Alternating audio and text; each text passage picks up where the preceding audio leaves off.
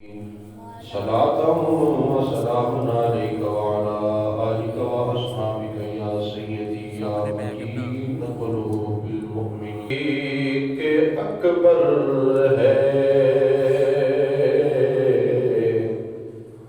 دل و جان سے فدا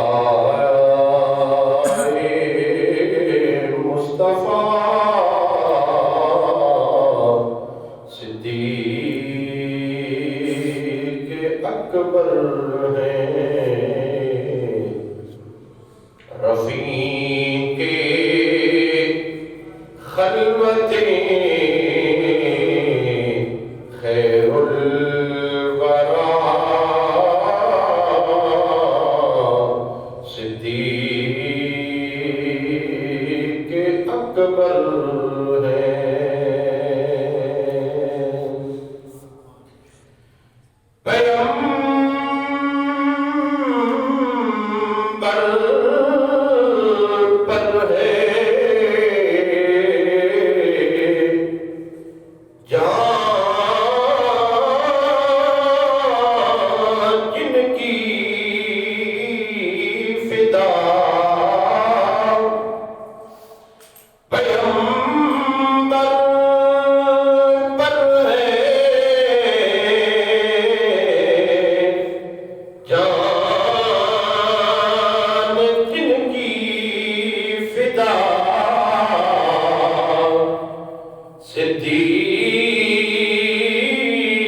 صدیق اکبر ہیں کیا جس میں سب کچھ عطا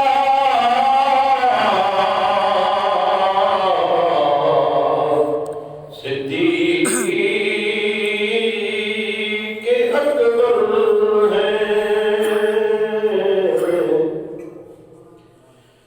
کیا قربان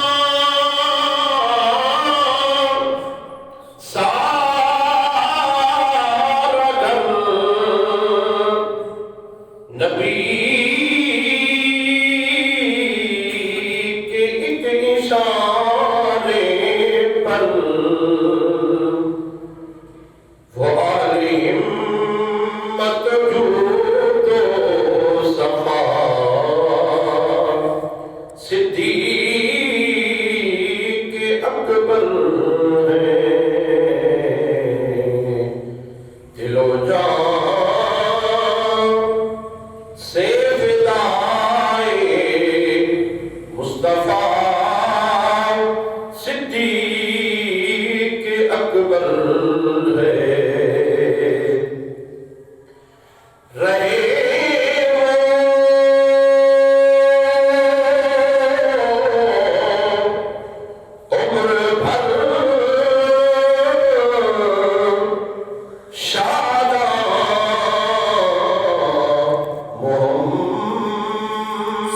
کی غلامی پر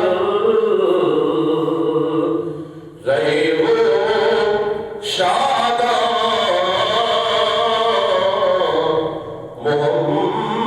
محمد کی غلامی پر اے رب نواز عجب مردے خدا صدیق اکبر ہیں دل و جان سے فدائے مصطفیٰ صدیق اکبر ہیں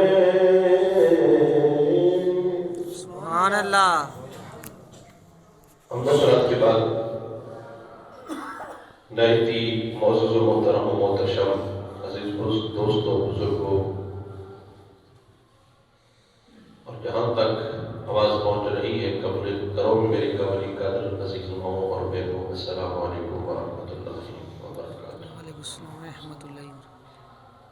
ماہ جمادی الثانی شریف کی تیسرے جماعت المبارک کی اس روح پرور نشست پاک میں ہم سب کو شرکت کی سعادت حاصل ہو رہی ہے۔ دعا کہ خالق کی کائنات میری اور آپ سب کی حاضری اپنے دربار میں قبول فرمائے۔ آج کا دن دو نسبتوں سے مالا مال ہے۔ ایک تو آج 22 جمادی الثانی شریف ہے۔ صحابہ کے سردار، صداقت کے تاجدار، عتیقم من النار ثانی اثنین اذہما فی الغار،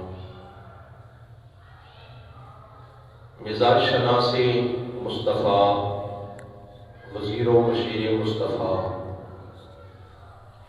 رونق دربار مصطفیٰ، گل گلشن بازار مصطفیٰ، یار غار مصطفیٰ بلکہ یار میزار مصطفیٰ، خلیفہ بلا فصل افضل الخلق کے بعد الانبیاء، خلیفۃ الرسول امیر المومنین حضرت سیدنا صدیق اکبر رضی اللہ تعالی عنہ کا آج یوم وصال ہے۔ اور دوسرا 5 فروری یوم کشمیر ہے۔ مالک کریم اس مبارک دن کا صدقہ کشمیر کے مسلمانوں کو فتح و نصرت کی کامیابیوں سے مالا مال فرمائے، آمین۔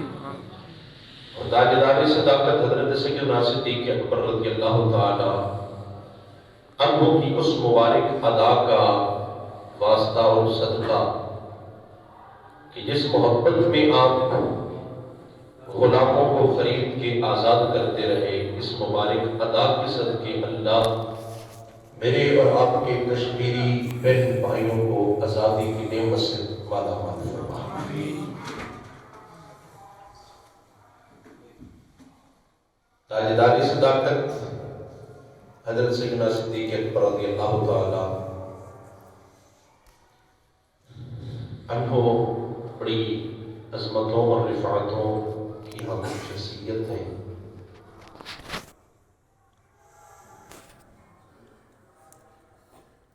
رب کے محبوب ہیں، میرے اور آپ کے نجبان نبی محمد عربی صلی اللہ علیہ وسلم، اور رب کے محبوب ہیں حضرت سیدنا صدیق اکبر رضی اللہ تعالی، اور جناب حضرت سیدنا صدیق اکبر رضی اللہ تعالیٰ عنہ وہ عظیم المرتبت ہستی ہیں۔ روح البیان شریف کے اندر علامہ اسماعیل حقی رحمۃ اللہ تعالیٰ نے لکھا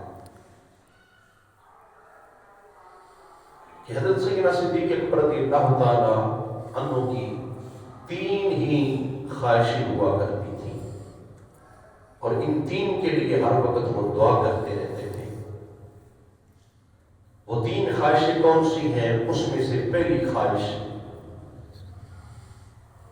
جناب حضرت سیدنا صدیق اکبر رضی اللہ تعالی عنہ یہ کہا کرتے تھے، اے آمینہ کے لال، رب کے محبوب نبی ابو بکر کی خواہش یہ ہے آپ کے والدہا کا مکھڑا ہو اور ابو بکر کی آنکھیں ہو، ابو بکر کی آنکھ آپ کے والدہا کے مکھڑے کی زیارت ہمیشہ کرتی رہے۔ سبحان اللہ۔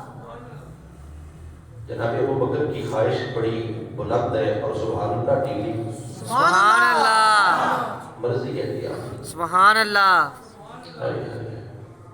جناب ابو بکر صدیق رضی اللہ تعالی عنہ کی محنتیں ہیں جنہوں نے ہمیں اسلام پہنچا کے دیا ہے اور اسلام کا جھنڈا بلند کیا ہے۔ سبحان اللہ۔ اور یہ بھی یاد رکھنا، جو قوم اپنے موسموں کے احسان کو یاد نہیں رکھتی نا، وہ قوم کبھی ترقی نہیں کر سکتی۔ جو موسموں کو یاد نہ رکھتی کبھی ترقی نہیں کر سکتی۔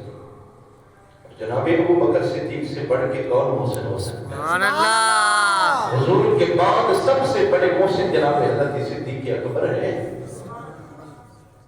اور دوسری خواہش جناب ابو بکر صدیق رضی اللہ تعالیٰ عنہ کی، آپ فرماتے ہیں اللہ جتنا بھی مجھے مال عطا کرے نا، مال میرا ہو اور ابو بکر اپنے سارے مال کو مصطفیٰ کریم علیہ السلام کے قدموں پہ قربان. سبحان اللہ. تکبیر. اللہ. نعرہ رسالت. یا رسول اللہ. نعرہ رسالت. یا رسول اللہ. نعرہ حیدری. یا علی. نعرہ حیدری. یا علی. اور تیسری خواہش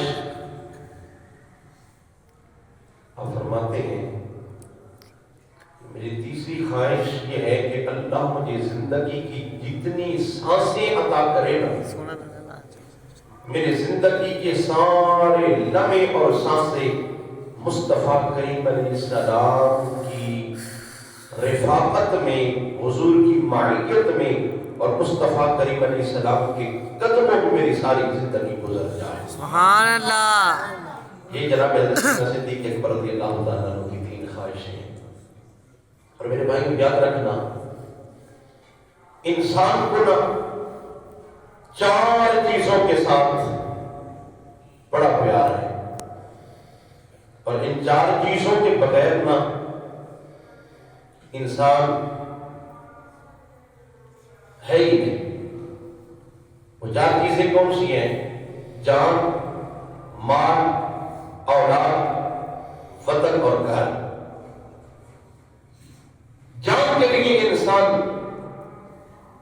کیا کیا کرتا ہے، اس جان کو تکلیفوں سے بچانے کے لیے انسان کتنی کاوش اور محنت کرتا ہے. سردیوں کا موسم ہو تو سردی سے بچاتا ہے، گرمیوں کا موسم ہو تو گرمی سے بچاتا ہے. ہر دکھ اور تکلیف سے انسان اپنی جان کو بچاتا ہے. بچانا بھی چاہیے. مال کے بغیر بھی زندگی نہیں گزرتی. مال سے بھی انسان کی محبت ہے. اولاد کے بغیر بھی انسان کی زندگی ادھوری ہے. اگرچہ میرے رب نے فرما دیا انما اموالکم واولادکم فتنہ، مال اور اولاد تمہارے لیے فتنہ ہے. لیکن دوسرے حدیث طیبہ کے اندر میرے آقا نے یہ بھی فرمایا کہ اولاد تمہارے دلوں کا میوہ ہے، دلوں کا پھل ہے. اولاد کے بغیر بھی زندگی ادھوری ہے. گھر اپنا نہ ہو پھر بھی انسان کی زندگی ادھوری ہے. یہ چار چیزیں انسان کو بڑی پیاری ہیں، بڑا پیار کرتا ہے. لیکن قربان جاؤں حضرت صدیق اکبر رضی اللہ تعالیٰ عنہ نے یہ چاروں چیزیں رب کے محبوب نبی محمد عربی پہ قربان کر دی. سبحان اللہ. چاروں چیزیں اپنے محبوب پہ قربان کر دی. جان کی باری آئی نا، جان کی باری آئی. مکہ شریف کا ماحول ہے.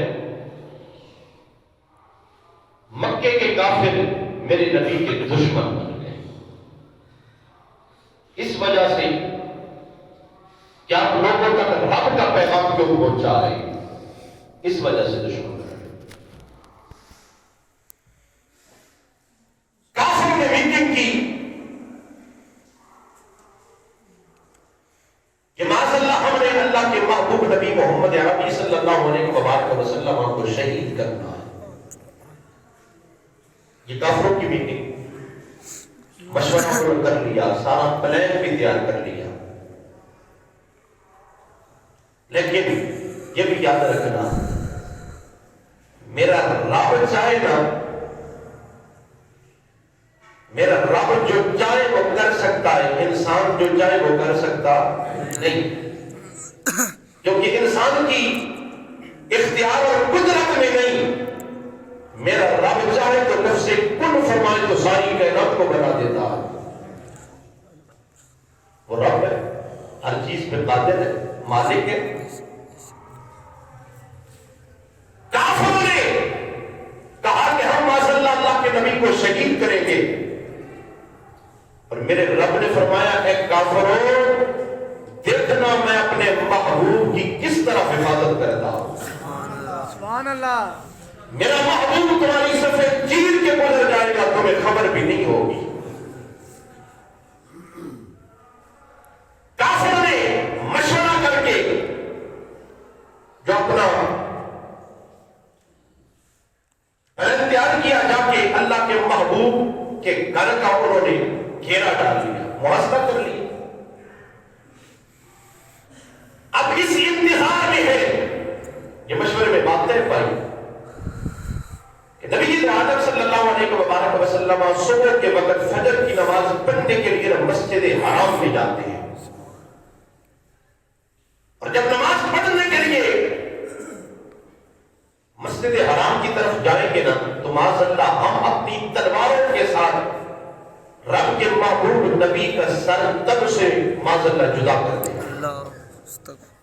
اور کلندر لاہوری فرماتے ہیں, فاموس بن کی جس کی حفاظت ہوا کرے, وہ شمع کیا مجھے جسے روشن خدا کرے. رب جسے رکھے اسے کوئی مار نہیں سکتا, اور رب جس کو مارنا چاہے اسے کوئی بچا نہیں سکتا. یہ میرے مالک کے فیصلے. کافروں نے گھیرا ڈال لیا, تیاری مکمل ہے, تیاری مکمل. ادھر کن کی تیاری ہے, ادھر میرے رب کی تیاری ہے. سبحان اللہ. ادھر سے میرے رب کا حکم آ گیا, میرا محبوب نبی اب مکے کو چھوڑ ہجرت کر کے یثرب کو مدینہ بنا. سبحان اللہ. میرے لبال نبی نے مولا علی المرتضیٰ کو بلایا, فرمایا علی یہ لوگوں کی امانتیں میرے پاس ہیں, علی میرے بستر پہ سو جا, صبح مکے والوں کی امانتیں واپس کر کے تو بھی مدینے کی طرف آ جانا. مولا علی المرتضیٰ نے بھی یہ نہیں کہا حضور بات تو کافر گھیرا ڈال کے کھڑے ہیں, کہیں مجھے مار نہ دے. مولا علی نے یہ جملہ نہیں کہا. مولا علی اپنے مقدرے پہ ناز کر رہے ہیں, علی تیری کیا شان ہے, آج تجھے محبوب اپنے بستر پہ سلا رہا ہے. سبحان اللہ. رب کا محبوب اپنے بستر پہ سلا رہا ہے. اور مولا علی المرتضیٰ سے بعد میں صحابہ پوچھتے نا, کہتے ہو صحابہ سنو, رب کعبہ کی قسم اس رات میں مجھے جتنی مزے کی نیند آئی نا, اس طرح کی نیند میں ساری زندگی نہیں سویا. سبحان اللہ. ساری زندگی نہیں سویا. تلواروں کے سائے میں بھی کسی کو نیند آتی ہے. موت سر پہ سامنے بندہ دیکھ رہا ہو پھر نیند آتی ہے. یا تو اگر کسی مجرم کو سزائے موت سنائی جاتی ہے نا, وہ پاگل ہو جاتا ہے, حواس باختہ ہو جاتا ہے, پھانسی گھاٹ کی طرف اسے باندھ کے لے جانا پڑتا ہے. کسی مجرم کو ہاں جی مجرم کو, وہ تو عاشق ہوتے ہیں نا ممتاز قادری جیسے, جو دوڑ کے جا کے کہتے ہیں مجھے لے کے چلو, مجھے لے کے چلو, دیر نہ کرو. کہا غازی تجھے کیا ہو گیا, لوگ تو پھانسی سے ڈرتے ہیں, تو کہتا مجھے پھانسی گھاٹ کی طرف لے کے چلو. اور کہا تمہیں پتہ نہیں لوگ موت سے ڈرتے ہیں, میرا استقبال کرنے کے لیے تو مدینے کا تاجدار آ گیا. سبحان اللہ. اللہ اکبر. یا رسول اللہ. یا علی. زندہ باد زندہ باد. اب مجھے لے کے چلو, حضور انتظار کر رہے ہیں. مجھے نہیں ڈرتا ہے, عاشق نہیں ڈرتا. وہ تو جا کے پھانسی کے پھندے کو چوم کے کہتا ہے, ارے پھانسی کے پھندے تو کہاں اتنی دیر رہا, تو نے تو میرے محبوب سے میری ملاقات کروانی ہے. تو میرے بھائی ماں سے انسان ڈرتا ہے, بظاہر روایت سامنے کھڑی ہے, لیکن مولا علی المرتضیٰ فرماتے ہیں جتنی مزے کی نیند مجھے اس رات آئی ہے, اتنی اور کسی پوری زندگی میں مجھے ایسی نیند نہیں آئی. میرے لجپال نبی نکلے, بار کافروں کا گھیرا ہے, مولا کافر کھڑے ہیں, اور میں محبوب پریشان نہ ہو, میں رب جو تیرے ساتھ ہوں. مولا حکم فرمایا میرے محبوب نبی اپنے ید اللہ کا گورا ہاتھ زمین کی مٹی کی طرف کرنا. اپنے ید اللہ کے گورے ہاتھ میں مٹی کی مٹھی بھر. میرے نبی نے مٹی کی مٹھی بھری. فرمایا میرے محبوب اب میں نے جو تیرے سینے پہ عظمت والی کتاب قرآن اتارا ہے نا، اس قرآن کا جو دل ہے سورۃ یاسین، اس کی تلاوت شروع کر. سبحان اللہ. یہ کتاب کتنی عظمتوں والی ہے، کتنی عظمتوں والی کتاب ہے. آج بھی کتاب لکھے نا، کتاب لکھے بڑی محنت سے کتاب لکھی جاتی ہے، پھر اپنے سے بڑوں کو جج کروائی جاتی ہے، تخریج ہوتی ہے، پروف ریڈنگ ہوتی ہے، تصدیقات ہوتی ہے. پھر بھی چھاپنے سے پہلے کتاب کے پہلے صفحے پہ کتاب لکھنے والا مصنف لکھتا ہے میں نے بڑی محنت اور جانفشانی کے ساتھ اس کتاب کو لکھا ہے، لیکن پھر بھی اگر کوئی غلطی ہو نا تو اپنا نمبر بھی دیتا ہے، مجھے اطلاع کرنا، مجھے بتانا، میری اصلاح کرنا، تاکہ دوبارہ جب کتاب چھپے تو اس غلطی کو درست کیا جائے. یہ کتاب والے لکھتے ہیں. لیکن اور نبی کے غلاموں، کائنات میں ایک ایسی بھی کتاب ہے جس کو نازل کرنے والا رب ذوالجلال ہے، لے کے آنے والا فرشتوں کا سردار امام الملائکہ حضرت جبریل علیہ السلام ہے، اور جس سینے پہ نازل ہوئی وہ سینہ میرے تیرے لبال نبی محمد عربی کا سینہ ہے. سبحان اللہ. اس کتاب کو اللہ نے شروع فرمایا تو میرے رب نے فرمایا الف لام میم ذالک الکتاب لا ریب فیہ ھدی للمتقین. سبحان اللہ. فرمایا یہ وہ کتاب ہے جس میں کوئی شک اور شبہ کی گنجائش بھی نہیں. میرے رب ذوالجلال نے فرمایا میرا محبوب نبی قرآن کا دل سورۃ یاسین کی تلاوت شروع کر. میرے نبی نے یاسین کی تلاوت شروع کی. یاسین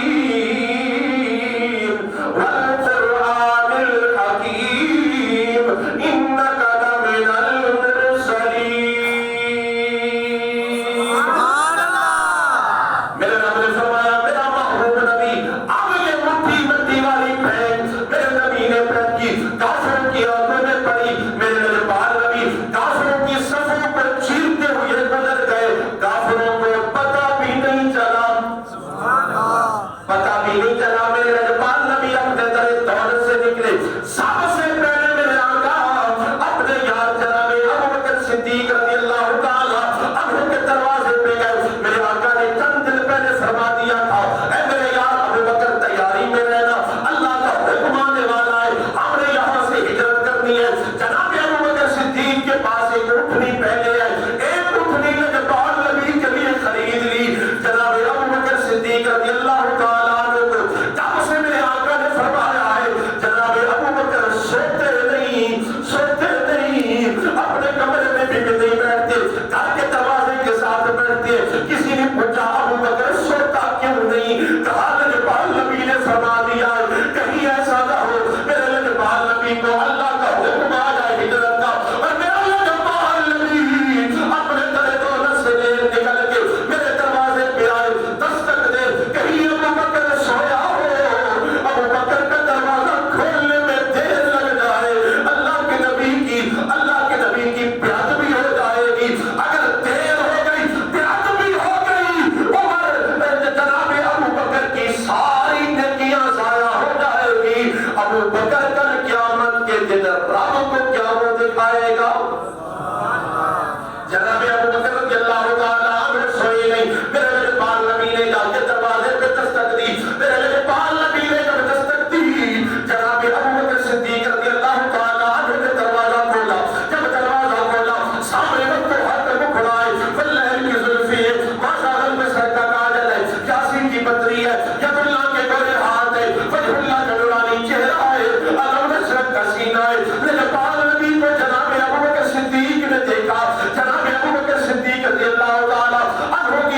میں آنسو کی دھڑی لگ گئی، ہاتھ چھوڑ کے نگاہیں جھکا کے عرض کرتے میرے پال نبی دروازے پہ دستک کیسی، آقا ابو بکر بھی آپ گئے، ابو بکر کا گھر بھی آپ گئے، آقا دستک کے بغیر اندر آ جاتے، فرمایا میرے ابو بکر سن لے، میری اس عطا میں بھی میری پوری امت کے لیے سبق ہے، سبحان اللہ، میرے اس کام میں بھی پوری امت کے لیے سبق ہے۔ وہ سبق کیا ہے؟ فرمایا جب اپنے گھروں میں جاؤ، گھر میں جا کے گھر کے دروازے پہ دستک ضرور دیا کرو، ایسی ہی گھر میں داخل نہ ہو جایا کرو۔ میرے بھائیو اس میں بھی لاکھ حکمتیں ہیں، اس میں بھی کروڑوں حکمتیں ہیں کہ لجپال نبی نے دروازہ کیوں کھٹکھٹایا، دروازہ کھول، دروازہ کھٹکھٹانے کا حکم کیوں دیا، اپنے گھر میں بھی جاؤ دروازہ کھٹکھٹا کے جاؤ، بڑی حکمتیں ہیں۔ صرف ایک حکمت بتانا چاہتا ہوں، گھروں میں ہماری مائیں بھی ہوتی ہیں، گھروں میں ہماری بیٹیاں بھی ہوتی ہیں، گھروں میں ہماری نوجوان بہنیں بھی ہوتی ہیں، وہ اپنے گھر میں اپنے حالات اور اپنے انداز میں بیٹھی ہوتی ہیں۔ جب بندہ بغیر دروازے پہ دستک دیے گھر میں داخل ہوگا، پتنی بہن کس حال میں بیٹھی ہے، بیٹی کس حال میں بیٹھی ہے، ماں کس حال میں بیٹھی ہے، اگر وہ اپنے بیٹے کو دیکھے گی، اپنے بھائی کو بغیر دستک کے گھر میں داخل ہونے والے کو دیکھے گی، وہ اس کو پریشانی لاحق ہو جائے گی، اس کا دل ٹوٹ جائے گا۔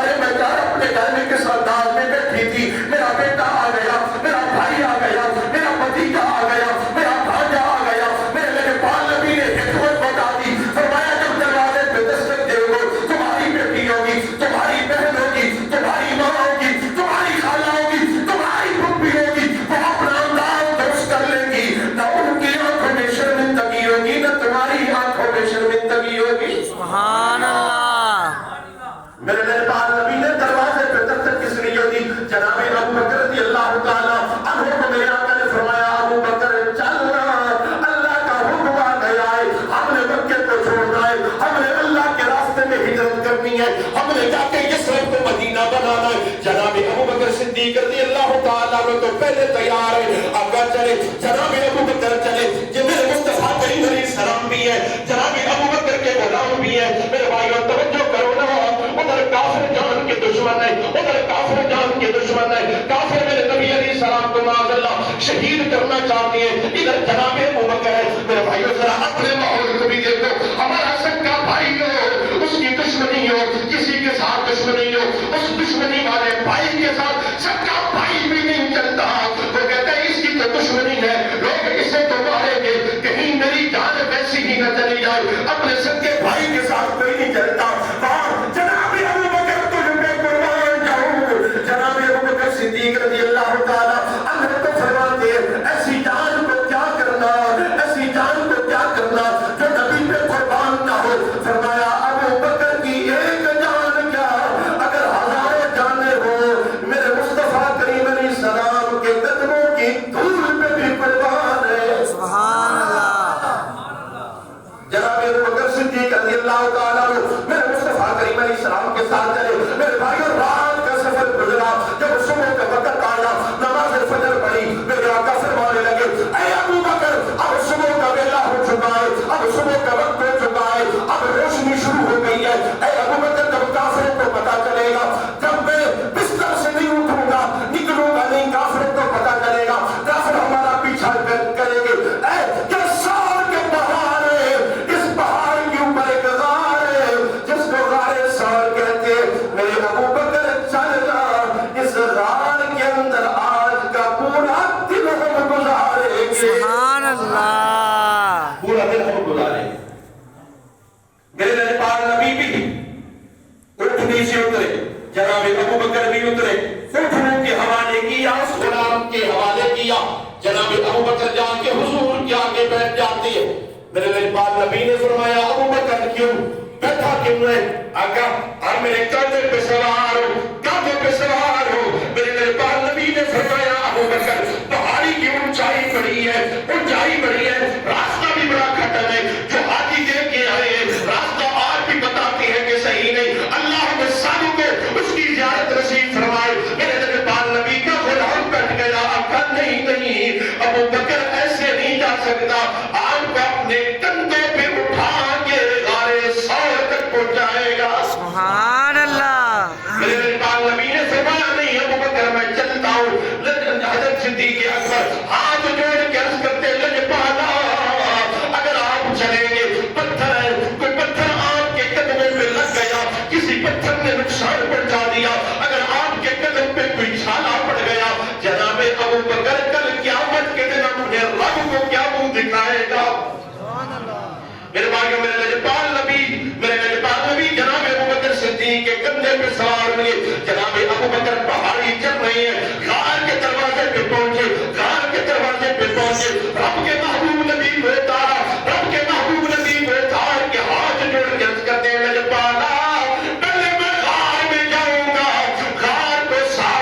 گا لجپال نبی پھر آپ کو اندر بلاؤں گا میں ابو بکر کیوں جناب ابو بکر صدیق عرض کرتے ہیں لجپال غار ہے بڑی پرانی غار ہے کہیں اس غار میں کوئی تکلیف دینے والی چیز رہتی نہ ہو اگر وہ تکلیف دینا چاہے نا تو مجھے دے آپ کو تکلیف نہ پہنچے جناب ابو بکر صدیق نے غار کو صاف کیا غار میں سوراخ تھے آپ نے اپنا امامہ شریف اتار کے پھاڑ کے سوراخ بند کیے ایک روایت میں آتا ہے کہ آپ نے اپنا کرتا پھاڑ کے سوراخ بند کیے دو سوراخ رہ گئے ان دونوں پہ اپنا قدم رکھا پھر عرض کرتے ہیں لجپال نبی اندر تشریف لائے میرے آقا تشریف لے گئے جناب ابو بکر کی گود میں سر رکھ کے میرے آقا آرام کرتے ہیں ادھر ایک سانپ رہتا تھا وہ ڈنگ پہ ڈنگ مارتا ہے وہ سانپ بھی 500 سال سے اس غار میں بیٹھا ہے اس سانپ نے حضرت عیسیٰ علیہ السلام سے سنا تھا کہ رب کے محبوب نبی جب ہجرت کر کے تشریف لے آئے گا نا تو غار ثور میں قیام فرمائے گا وہ سانپ 500 سال سے مسافت وہ اپنی وہاں پہ گزار رہا ہے ڈنگ مارتا ہے میاں صاحب نے اپنے درد بھرے لہجے میں اس سانپ کی بات کو بیان کیا وہ سانپ کہتا ہے جناب ابو بکر سے مخاطب ہو کے کہتا ہے آسے آسے عمر گزاری چلے خان ہزارہ مالی باپ نہیں بیکھن دیتا آئیاں جد بہارا آئیاں جد بہارا سانپ بھی کہتا ہے جناب ابو بکر ذرا اپنا قدم اٹھانا میں تکلیف دینے والا نہیں میں تو آگے نکلے کا دیدار کرنا چاہتا ہوں لیکن جناب ابو بکر صدیق رضی اللہ تعالیٰ عنہ بھی فرماتے ہیں نسل کا تو سانپ ہے نسل کا سانپ ہے تیرے پہ بھروسہ نہیں کیا جا سکتا سانپ کو بندہ جتنا گھر میں پال لینا دودھ پہ پال لے طرح طرح کی غذائیں کھلا لے سانپ پھر بھی ڈنگ مارتا ہے سانپ پھر بھی کیا کرتا ہے ڈنگ کا نسل کا سانپ ہے بھروسہ تیرے اوپر نہیں کر سکتا میرے بھائیوں اور جناب ابو بکر صدیق رضی اللہ تعالیٰ عنہ کا جی بس ٹائم ہو چکا ہے جناب ابو بکر صدیق رضی اللہ تعالیٰ عنہ کا جب آخری وقت آیا تھا وہ بات وہیں پہ چھوڑ رہا ہوں انشاءاللہ اگلے جمعے آخری وقت ہے چونکہ آج یوم وصال ہے تو اس کو بیان کرنا ضروری بھی ہے اور میری مجبوری بھی ہے جناب حضرت صدیق اکبر نے مولا علی المرتضیٰ کو بلایا فرمایا علی تو نے میرے لجپال نبی کو غسل اپنے ہاتھوں سے دیا اے علی اسی کنویں کے پانی سے مجھے بھی غسل دینا اور اپنے ہاتھوں سے دینا اور علی پھر میرا جنازہ اٹھا کے حضور کے در دولت کے سامنے جا کے رکھنا علی جا کے تو حضور کے روضہ انور کے قریب کھڑے ہو کے کہنا حضور آپ کا غلام آیا ہے حکم کیا ہے اگر خود بخود دروازہ کھلے اے علی پھر مجھے اندر دفن کر دینا اگر نہ کھلے نا پھر جنت البقیع میں مجھے دفن کر دینا مولا علی المرتضیٰ نے وصیت کے مطابق غسل دیا کفن پہنایا جنازہ اٹھایا حضور کے در دولت کے سامنے رکھا مولا علی المرتضیٰ نے جا کے صدا لگائی میرے مصطفیٰ کریم علیہ السلام کے